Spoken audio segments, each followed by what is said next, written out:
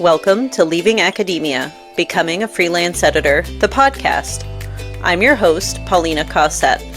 In 2019, I was a political science professor who was fed up with the stress and hostility of academia, not to mention the low pay. I left my tenure-track job and went from barely surviving to thriving as a freelance academic editor. Today, I own Acadia Editing Services, an editing and coaching business that brings in 6 figures a year. In this podcast, I'll discuss the challenges of academia, what academic editing involves, and what life as a freelancer looks like. If you're willing to jump outside your comfort zone, it is possible to find joy, true flexibility, and a profitable and rewarding career as an academic editor. Thanks for listening. Welcome to Leaving Academia, Becoming a Freelance Editor. I'm your host, Paulina Cossette. Today's guest on the podcast is Anna Clemens, who is an academic writing coach and the founder of the Researchers Writing Academy. Inside her program, Anna helps researchers write and publish their scientific papers with less stress and a whole lot more clarity. Through her signature method, the journal publication formula, she's helped hundreds of academics write clear, concise manuscripts that actually get published without spending months or years stuck in writing limbo. If you've ever struggled to finish a paper, dreaded the blank page, or felt like publishing is a mysterious black box, or if you're someone who's thinking of starting a business grounded in these challenges, helping people work through them, you're going to love this conversation. Welcome to the podcast, Anna. Thank you so much, and thanks for that lovely introduction. So let's start off. Why don't we start at the beginning? So you have a PhD. Tell us about that. What was your journey through academia, and what led you to decide to leave? I have a PhD in chemistry, material science, and I had a pretty kind of roller coaster journey during my PhD. I started out being quite unhappy. I had very strange, which was mainly non-existent. So there was a lot of kind of fighting. It was very hard to get anything done. And then eventually I did actually supervisor. So it got a little better towards the end, and I got to write some papers, got some data together, and finally finished my PhD. But I guess what really became clear to me was I often find that time in the lab really frustrating. So I guess that wasn't only the supervision, that was also just the nature of research, where, you sometimes spend a week or two really trying your best, gathering data, and then you notice of no fault of yourself, something went wrong, or something actually doesn't make sense anymore, and you just it felt like waste of time. I really, really struggled with that kind of feeling of, this was so inefficient, and you feel like, I'm not in control of my time. So when I got to write, that was so great because I finally felt like I was more in control of my time, because I really, really enjoyed writing. And it kind of honestly, during the first 2 years where I struggled so much with my supervision, it was kind of my refuge. It felt so safe because I was suddenly just producing words, producing chapters. I wrote a couple of papers during that time, and also a licentiate thesis, which I had to do in Sweden where I did my PhD. So there's a lot of writing kind of involved in that. And that felt so good, so productive. And I loved the feeling of it always feels to me like getting all the puzzle pieces together and just having something, taking all the data and putting it into a story, into something you can communicate, making sense of it in your head. So yeah, sorry, this is a very rambly way of saying, I just really enjoyed the writing part of my PhD. And when it came to the end of it, and I did have some actually good experiences in the end with research as well. And There are a lot of good things that I like. Like I like going on conferences. I like giving presentations. I do also, yeah, still like actually a lot of the things about research. And it was a difficult decision, but I guess I just didn't quite like the research enough to continue. Um, Also, I saw that it was kind of super competitive, and I also felt like, oh, as a woman, it's gonna be even harder. Even maybe this isn't even true, especially in the first few years, because then there are grants specifically, for women, like in chemistry, especially in those kind of fields.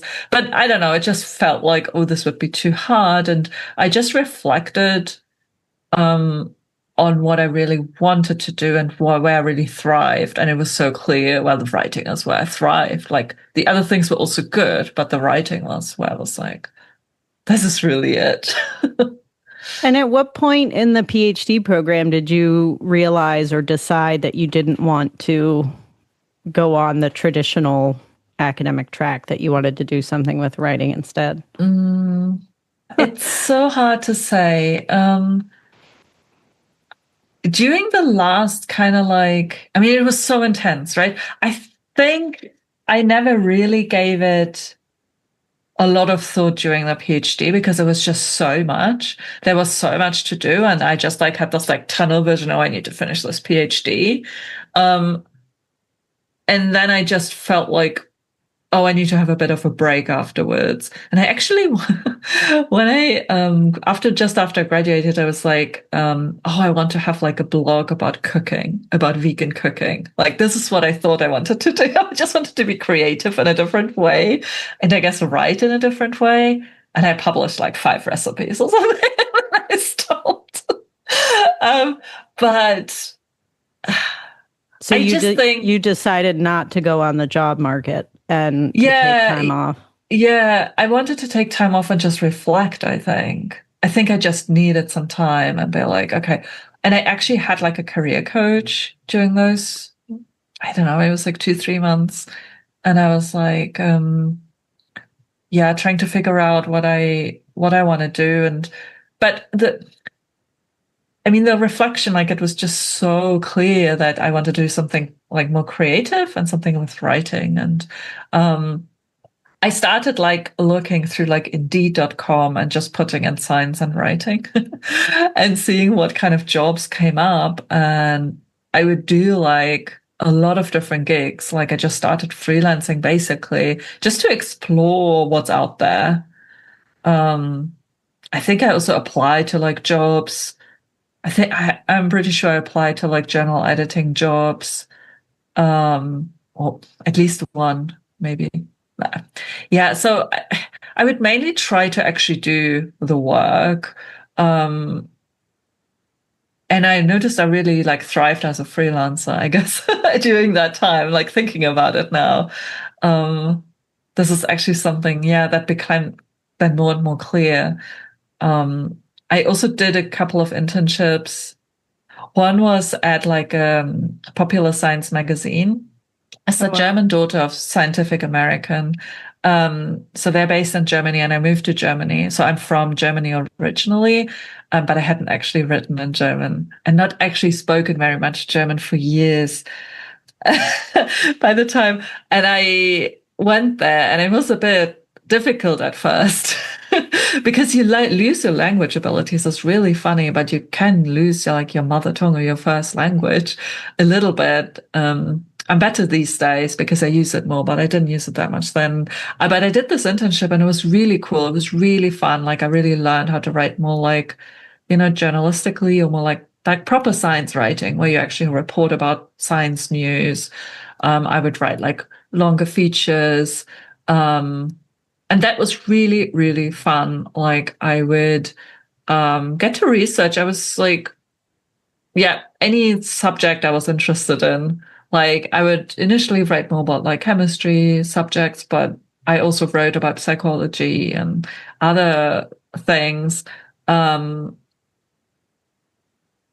yeah, that was really cool. And I learned a lot there. It sounds like you did a lot of experimentation.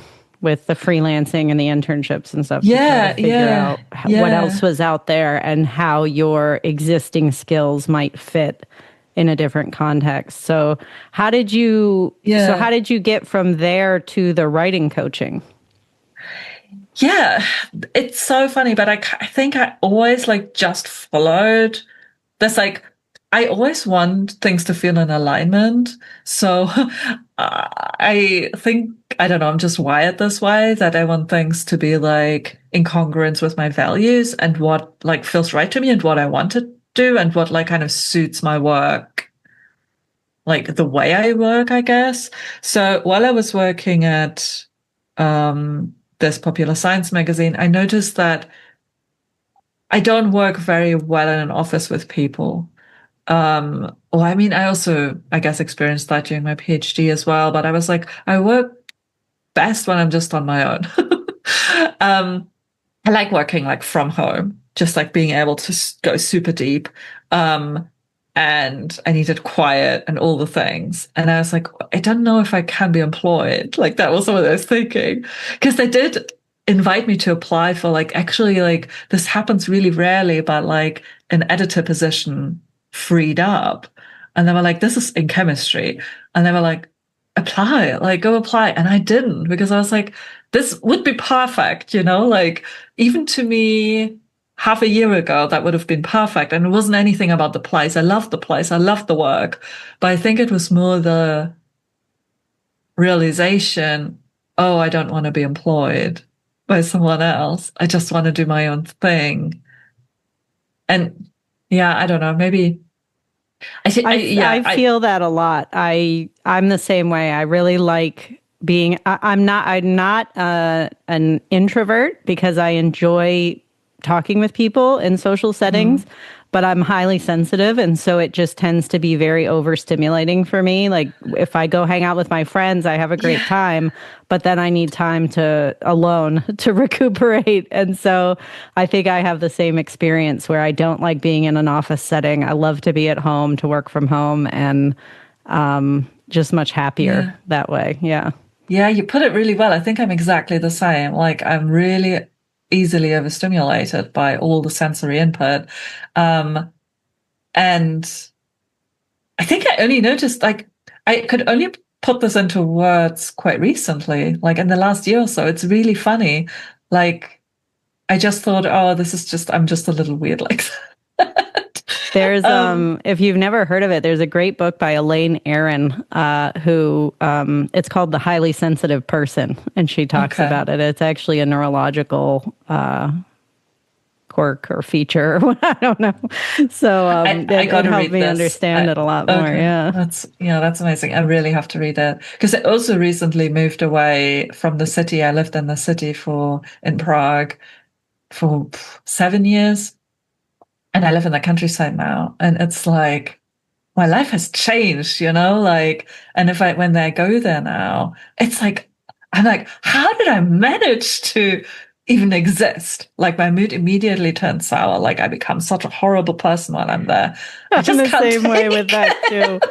We go to Bangor, which is like the big, the big city near us in Maine, and it just exhausts me. And I mean, it's Bangor is maybe 30,000 people or something. I don't know. Like I lived in DC, I lived in Jacksonville in Florida, and like no wonder I was so miserable all the time in these places because I just hate being around people.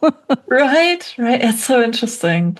Yeah, I think so. I think this was driving kind of my decisions a little bit. It's almost like I feel almost like when I'm looking back, there's very few like I never like graduated and thought, oh, I'm going to become an academic rating coach. Oh, I'm going to like have a business. Like there was never at any point did I make any of these decisions. I just always just kind of changed, I guess, slightly so it felt more aligned with what I liked. So I guess I've always been kind of introspective and just trying to match the outer world with my inner world. So I started editing papers. So I did actually write a little bit too. Like I would work for this magazine on a freelance basis for a little while. but also what became clear to me is that in journalism, there's very little money. Like it was very hard to make ends meet because pay, at least at that time, and I've been told it's better these days, but was kind of low for the work that was required if you wanted to do a really good job. And especially for someone who was like newer to it, like me, like it would take me just so much time, interviewing people, transcribing interviews, the writing, like, yeah, the research, like there was so much that went into it that it felt like, I don't know if I can like sustain a freelance journalism career. Freelance writing career just didn't seem possible to me.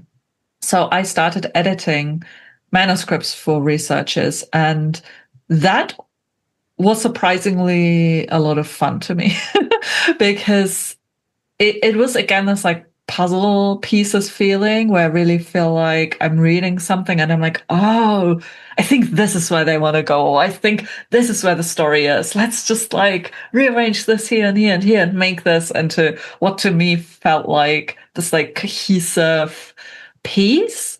So I did that for a while, and that what I noticed during that time was that I think I was like mega thorough. So I'm like a person when I start editing, I just go, I can't stop myself. I just go into like all the details. So I even once, like this was maybe a little bit of a pivotal moment where I got feedback from a client, and he was like a little upset because he was saying, I went too far, essentially. He was like, oh, I was not expecting this, that you like would completely like take apart this manuscript and completely change it. And that was like, at that time, a bit of a horrible experience. But then like a week later, so he wrote me again and he was like, oh, actually, this was really good. Can you do this other paper as well? And I was like, huh, interesting. But, I just noticed then, well, I think what I'm doing is not quite suited to editing. Like, I think, like, not that like everyone's opinion is correct. And, like he was just like one person who didn't like or initially didn't like the work. Otherwise I got tons of good feedback, and I know the negative always stays with you much more. But still, I think I realized like, oh, like, I think I'm doing something different than what other editors are doing. And I think it's not quite suited to editing. So I would start like doing more of coaching, or like it's essentially consulting, but like, yeah, we call it like academic writing coaching, where I would have clients like go through the process with clients, like start at the beginning. Okay, you have your data now, like let's turn this into a really like nice, compelling, well-written paper that's really to the point. And we would go through like each step. So I started like thinking about, okay, what should we do first? What should we do then? And I started kind of what now is the journal publication formula. Like this is what I call like the process of like, taking the data and turning it into a paper. And I would do that with clients, and that worked really well. And I was like, okay, so this is much better because now I don't have to come at the very end when the manuscript's already written. And nobody wants to get that feedback that I gave them, which was like, oh, I think, the story is inconsistent. Let's change this here and let's change this here. And then it's like another week's work or something, to implement all the changes. You just want to submit once you've written it, right? Like, so it's really interesting how you're explaining the process of figuring out where you fit, or what was the right fit for you. 'Cause I think a lot of, at least what I see in my program and becoming an academic editor, a lot of people, when they start their first professional or paid editing jobs, they do the same thing. Like they over edit, they try to correct too much. And it's sort of, it's a learning curve of figuring out how much do I change? How much do I leave alone? And so I love that you, instead of trying to fit yourself into the box of like how you're supposed to edit, I love that you recognize that your strengths are actually better fit to work with people earlier in the process, in the research and writing process, and that you ended up making a business out of that. So how did you just start advertising like writing coaching services, or how did you actually start building your business? Yeah. I mean, when you say this now, you put stuff into words so well. Like this, yeah, this is so true. I think maybe I should have taken your course. I mean, probably it didn't exist at the time, No. but like I would have needed something like that perhaps, but also actually, yeah, I just followed again, like, okay, where do I fit? And yeah, I recognized, okay, I have apparently a talent for just seeing the story through the forest of words. What I did was I started blogging. So I would write, like, I started listening to some podcasts about like how can you build like a freelance business and these kind of things, just like general business freelance podcasts at that time. Really liked that, and everyone was like, "Oh, you have to have a blog, and you have to have a freebies that people can download and get clients that way. Get them on your email list." And I was just like, "Yeah, that makes sense. Yeah, I'd like to write. Yeah, I write a blog." So I started blogging about writing, and When I was was on this? 2018, I think I Okay. started. And then I was on Twitter. Like academic Twitter was really good at that point, and for a few years after. So um I would tweet and I would get like followers there, and people reading my blog, and that was basically how I got clients, and then like word of mouth. Um and yeah, that then I had like one-to-one clients, and then I was like, well, oh, and I also did workshops actually. So I would like mainly for like universities, graduate schools, or like research groups. I would like host online workshops. How did Where that come basically, about? Did you reach out to departments at universities, or how did you set that up? good question. That's a really good, I don't even know. I think people found me, because of Twitter, I think.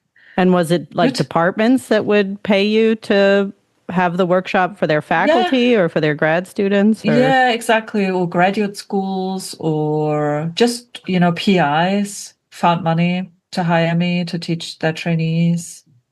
Um, And so you would teach yeah, the same process of how to write more effectively. exactly. That's interesting. Yeah. And then I thought, okay, I'm teaching like the same thing over and over again. I get very easily bored. Like this is a little bit of a problem. So I could have just done this forever, probably. Um, but I was like, I don't want to like just have the same like kind of lessons over and over again, saying the same thing every time. You get the same questions every time. It was really like, okay. I wanted, and at that time, like online courses were super popular as well. Like, so I took a marketing program about like how can I sell an online course. And so I think it was like at least a month, if not two, that I just didn't take any more clients. I kind of phased out the client work a little bit and just focused on, okay, I want to build a course. I want to like sell a course that I market to researchers, that they then can take. And then I don't have to repeat myself all the time, but I can focus my time and my like kind of brain capacity on like giving feedback on writing. And was really the start of the Researchers Writing Academy. I would build this all out, and the whole like kind of sales funnel out, and started that. When was that? I think it was 2021. Yeah. So we opened doors in June 2021, 4 years ago. Um, and yeah, the academy also has evolved a little bit. So it started out as basically just an online course with like, you could get feedback and there was always a community. But now it's like the community part is a much bigger part. So the course is still there. And we've updated it and, changed some things about the delivery, like also changed platforms, like all the things, like keeps evolving. But more importantly, we added like co-writing sessions. So there is now a lot more like co-writing, like actually not just teaching the like what's the strategy to write the paper, but also really supporting researchers with, okay, like you have this whole structure now to become a like really productive and like happy writer, because like we have like the structure implies like we help you plan the writing, we help you commit to it, like we have like planning workshops and like something we call like an accountability club, where people like say in the beginning of the week, oh, I'm going to work on this, and then check in with them, how did it go? So we provide a lot of like structure around it that really helps like show up for the writing and really like, but not in this like forced way, but in this like, we're really big on, okay, let's reflect on what works for you. I guess I'm taking what works for me, right? Like reflecting on like, okay, like what are my strengths? Like how can I get myself to do this? Working with my brain rather than against it. And we do this in the academy too. So we go like, okay, like if you notice that the writing session you're scheduled from, I don't know, 8 to 10 on Wednesdays never works because, I don't know, you always get delayed bringing your kids to school. Let's work with that. Like, that's really good data. Or, I don't know, my kids get sick.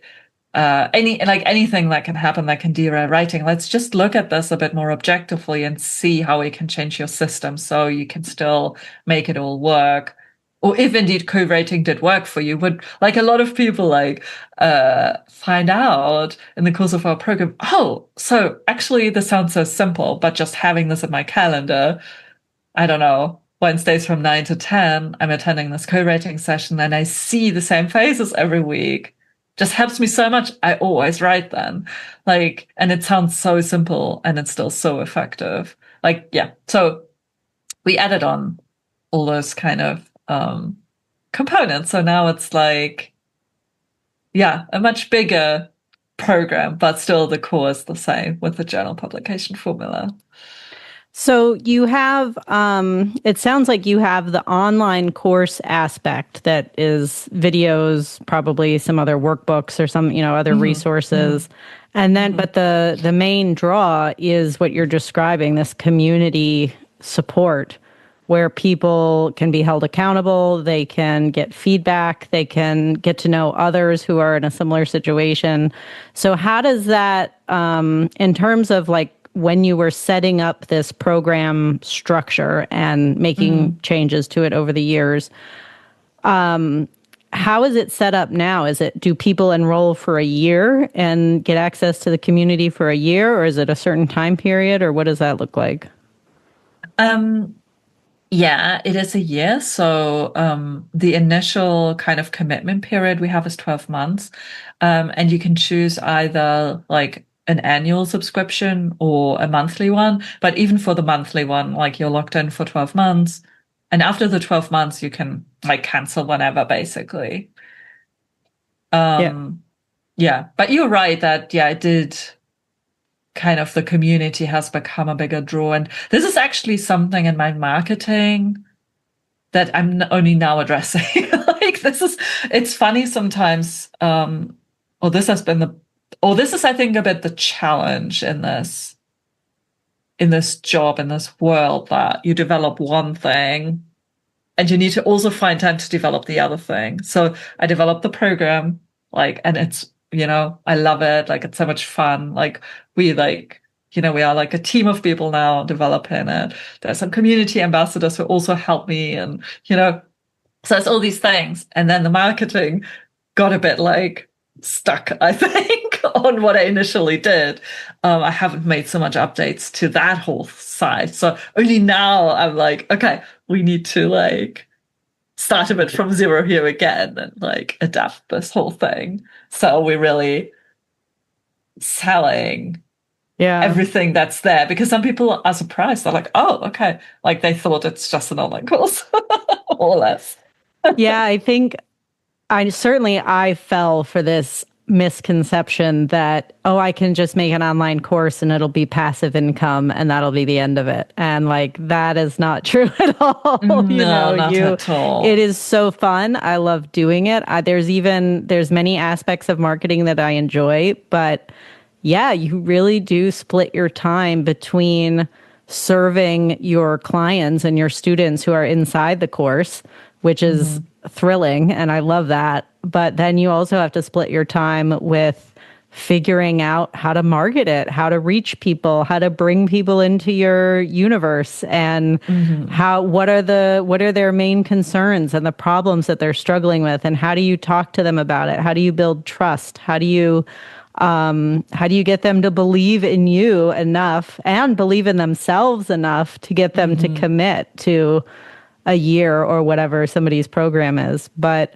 Mm. I always love hearing about how other academic business owners structure these programs.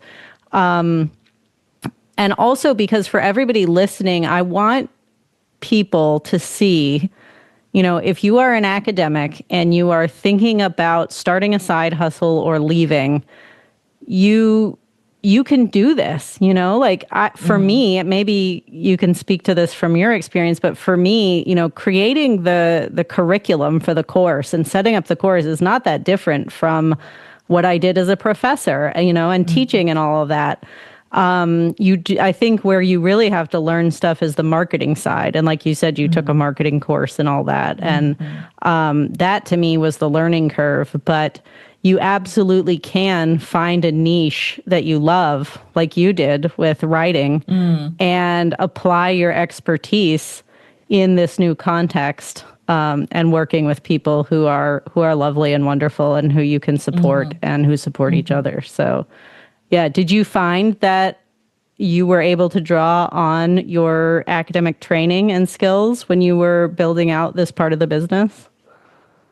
I mean, certainly. It's a little hard to pinpoint like what skills exactly, because I had not really had any other jobs until then. So all my skills are kind of built in academia. I mean, one thing that actually that's tangible that really helped me in more like, I guess, the actual work I do is when I was doing my PhD, but also already before, I was always active in quite a lot of areas. Like I never really like followed a path and narrowed down, because even in my PhD, I kind of switched topics. So I always got to see a lot of different fields. And I really think this helps me now so much, because the feedback I get often is like, wow, Anna, how do you understand like people's work that are in completely different fields? And I don't know why, but I don't know. I think I got trained to do this quite early on, trained to kind of, see through the jargon a little bit. I'll be like, okay, I'm just not understanding this because I don't know this word. Okay, all right, now I understand it. Or I understand it on a not deep level, but good enough level to like know how something should be written. Um, yes, I think that really, really helped me. Um, But otherwise, like the marketing skills, you're so right. Like that also was so new to me, and I learned so much. And I'm still learning. Like I'm now taking another marketing program. Like I feel like maybe this is something people may not be aware of, but at least for me, I do like continuously invest in coaching and developing my skills. Um, because yeah, when you're like self-employed, like I guess I don't know. It's just for me. Like I like to do it, and I feel like kind of I need to do it. But it's like continuous, and you learn on the job, and you like even if anything you don't know. Like I think in academia we often I think what's so difficult in academia is that you never really feel safe to admit you don't know something, and you always act like, oh, I'm the expert, or you kind of expected to act like the expert. And I think being a freelancer or running your own business, the thing is you just have to be like, well, I don't know, but I can find out. Like just the, knowing that you have this in you. Um, I just want to encourage people because I feel like even if you feel like, oh, I don't know anything about marketing, I don't know anything about bookkeeping, or I don't know anything about any of the operation sides of running a business. I don't know how to write SOPs or any of the things. Like you get to make it up. Like you get to do it your way, and and you can learn it all. Like you can learn from others, see how they do it. And um but I guess also it does mean like probably continuous investment in like learning, because the learning never stops. You encounter new problems, even if you start your business, it goes well, then things happen, and if you grow or if you don't grow, there's like challenges, and there's always the next thing to solve in Yeah, a there's so way. much that you said there that I agree with completely. I think academia is often very lonely. And yeah, we don't have, unless we are an academic who works with a coach like you, right, that we can go to and admit we're struggling with the writing or with the publishing, which people absolutely should do. I know I would have been a lot less lonely if I had realized I could have hired a coach or something. Right. But it is the same in business. Business and being a solopreneur or self-employed, you can be very lonely. And I work with a business coach who, it's somebody that, I mean, certainly I have business friends, right? You and I know a lot of similar people who are all academics who are in business, and we get together and we talk about our challenges, and it's friendship, but it's not the same as having a coach who you are paying essentially to be invested in your success, but they learn your business inside and out alongside you, and they help you along. They're there every week to meet with you, to talk about it, and you can learn from them because they're further along in their business than you are. And yeah, I absolutely have found that it is so helpful to have somebody to talk to and to think through these things about, because otherwise I'd be sitting at home spinning my wheels going, should I do this or should I do that? Should I do this? Should I do that? Yeah. And my poor husband has to hear me talk about all this stuff at the dinner table. And it's gotten better since I hired a coach. But his eyes start to glaze over, and he tries to be supportive, but it's not the same. And then, I love what you said about just this continuous learning, which I think that academics are also perfectly suited for, just this idea that we can continue to learn and grow and educate ourselves and keep thinking and keep processing and moving towards our goal of growing our business. And yeah, there's so many resources out there, courses and marketing communities and all kinds of stuff that people can sign up for to learn these things. And you are capable of learning these things. It is just new information that you have to synthesize and become familiar with. But I mean, there's nobody better than academics to do that, I think. So, I mean, I agree. Actually, while you were talking, what also comes to mind in terms of what sets you up for success in academia is, if you're a PI, especially, you're wearing so many different hats. And actually, the way you have to structure the work yourself, right? It's so similar to being a solopreneur, an entrepreneur. You do exactly the same. You wear like a ton of different hats. You have a lot of different things you have to do, and it doesn't get boring. Also can be challenging, because you have competing demands and all the things. But yeah, you already basically know how to run a business if you've run like a research group or something like that. Yeah, you've already been a CEO as a PI. Yeah, you're just doing the same thing, just in a different context, I think. And you have a lot more freedom, and you can potentially make a lot more money too. So it's so true. You get to choose your team, like more than I guess as a PI often. You get to and you get to make up your own rules. Like, I mean, that's the fun of it. Like, get to really design a work life that suits you, that you thrive in. And that's for me, like, one of the best things. Yeah, it is. Having control over your life, feeling a sense of control over when you work and how you work and who you work with, I agree, is probably the best the best part of being a business owner. Yeah. Well, thank you so much for sharing all this with us. I think there's a lot here that we discussed. And I think if anybody wants to get in touch and work with you, is the Researchers Writing Academy, is that just open enrollment? They can enroll at any time? Yeah. Yeah.